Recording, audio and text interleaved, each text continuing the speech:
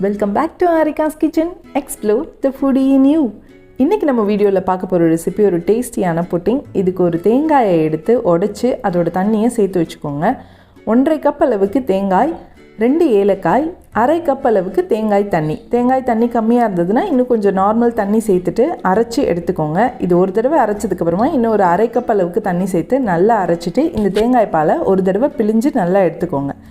ஒரு தடவை பிழிஞ்சதுக்கப்புறமா ஒரு 1/2 கப் அளவுக்கு மிதமான சூட்டில் இருக்கிற தண்ணி சேர்த்து நல்லா பிழிஞ்சு 1.5 கப் அளவுக்கு தேங்காய் பால் எடுத்து ரெடி பண்ணிக்கோங்க. இதில் 1/4 கப்புக்கும் அதிகமான அளவு வெல்லம், அதே அளவு தண்ணி சேர்த்து இந்த வெல்லம் நல்லா உருகிற அளவுக்கு பாகு ரெடி பண்ணிவிட்டு இதை ஒரு துணி வடிகட்டி வச்சு வடிகட்டி தேங்காய் பாலோடு சேர்த்துக்கோங்க. இதில் ஒரு 1/4 கப் அளவுக்கு சோள மாவு, அதே அளவு தண்ணி சேர்த்துட்டு இந்த கார்ன்ஃப்ளவர் மிக்ஸ் நல்லா ரெடி பண்ணிக்கோங்க. எந்தவித கட்டியும் இல்லாமல் ரெடி பண்ணிக்கோங்க. இப்போது இந்த கார்ன்ஃப்ளவர் மிக்ஸை நம்ம தேங்காய் பாலில் சேர்த்துக்கலாம்.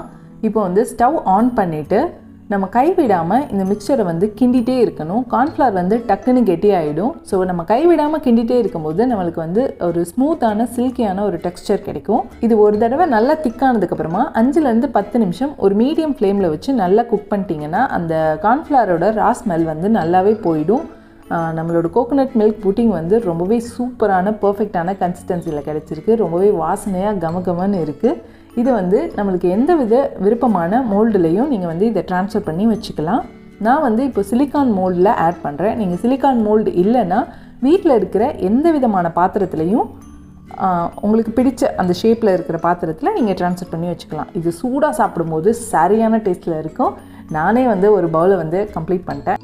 உங்கள் வீட்டில் பல்லே முளைக்காத பொக்கவாய் பேபிஸ் இருந்தால் அவங்களுக்குலாம் ஒரு சூப்பரான ஹெல்த்தியான ஒரு ஃபுட் இது. ஸோ இது ஒன்ஸ் கூல் டவுன் ஆனதுக்கப்புறமா 1 மணி நேரம் ஃப்ரிட்ஜில் வச்சு எடுத்துட்டிங்கன்னா நம்மளோட கோகோனட் மில்க் புட்டிங் செம்மையாக தயாராகிடுச்சு.